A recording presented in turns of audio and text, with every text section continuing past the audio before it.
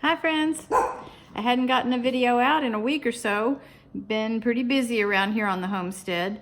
I've also had a huge disappointment here that I'm about to share with y'all. And then we'll see some creatures and a garden tour and carry on with our videoing. Thanks for joining.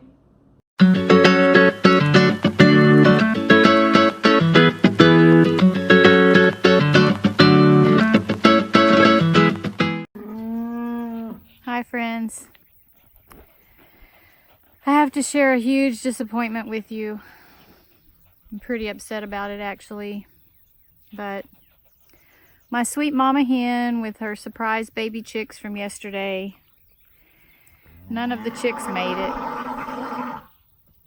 That was a crazy cow over there. None of the chicks made it. We had a little cooler weather, and the only thing I can think is that she just couldn't keep them warm. They were all intact. It's not like something attacked them, which is what I was really worried about, because they were right out there in the middle of where all the barn cats live, and I was like, man, I don't know if they have a chance. But the cats are so used to the chickens, I don't ever see them being aggressive with the chickens, so I didn't think that it was that. Plus, you know, they were all intact and they were all there. They were just dead.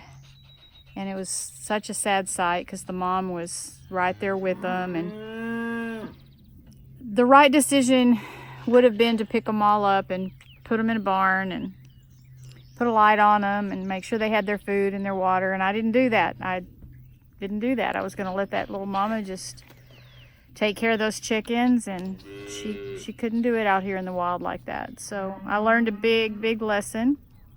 If one of my free rangers sits on a nest again, I'm gonna capture them all and put them in the chicken coop and shut them up until they get big enough to fend for themselves and get their feathers. And you know, it's life on the farm. I mean, it's stuff that happens, and you feel so responsible when you could have done something about it, because I thought and I was really going to lock them up and keep them safe, and I didn't. It was just such a sweet sight to see them wandering around with their mom and her teaching them how to be a chicken, and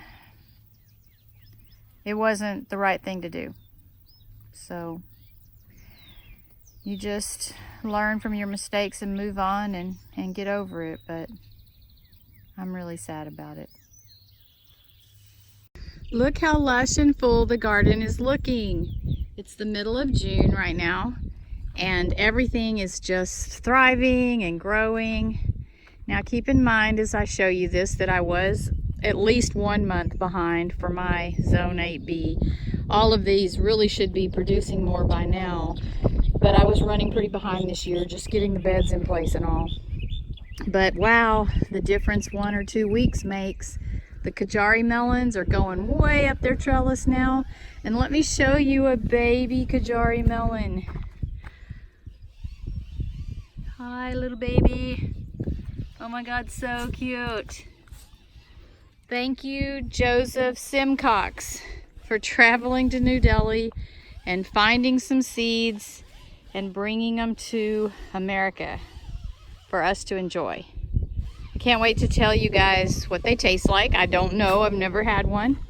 May end up hating it and never growing them again, but I was super proud of the story and the history behind it, how a botanical explorer went and found these rare seeds and got them going again in America.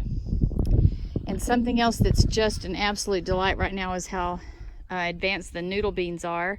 They are growing. They're growing faster than the Kajaris. They're way up the trellis now. But the most astounding part about them is how beautiful their flower is.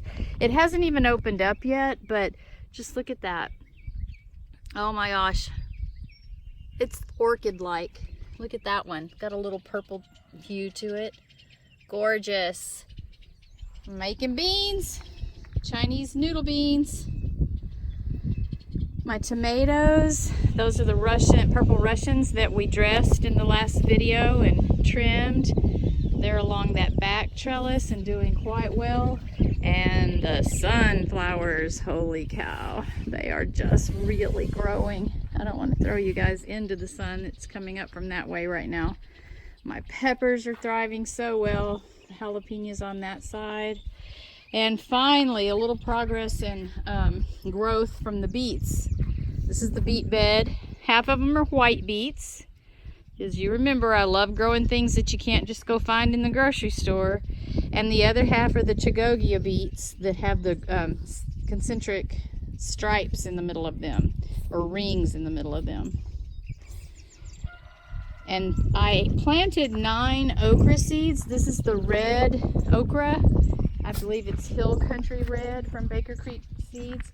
And 6 came up.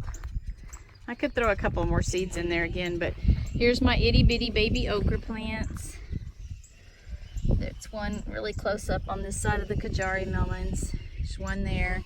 So like I said, I planted 9, and there's a good 6 that came up. 1, 2, 3. That one may be a little too close to those melons, and I could actually, probably will, transplant that one over to a spot where one didn't come up and get them a little bit away from those melons, because these okra plants get pretty big. They're big, tall ones. Now, I've never grown this variety before, so I'm not 100% sure they're going to get as big as the traditional okra that I've had in the past, but work in progress and experiment along the way.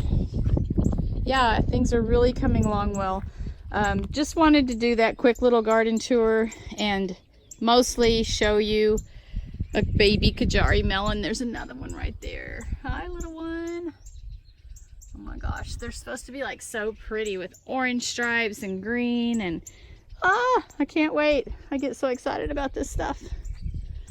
Okay, thanks for coming along on this little brief tour this morning.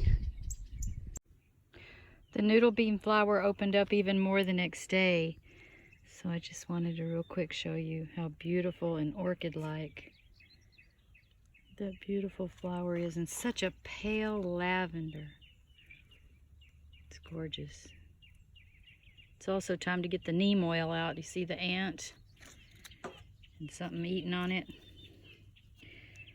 I have lots of noodle beans planted, so I'm sure they're going to survive, but just a sign I do need to get the neem oil back out again. It's time anyway. I try and do it every week, but that flower is just so delicate.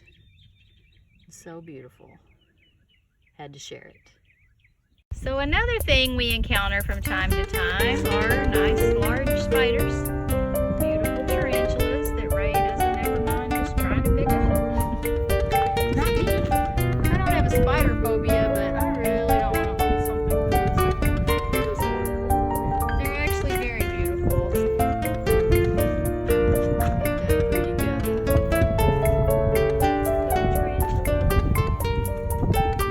Supposedly this means it's going to rain.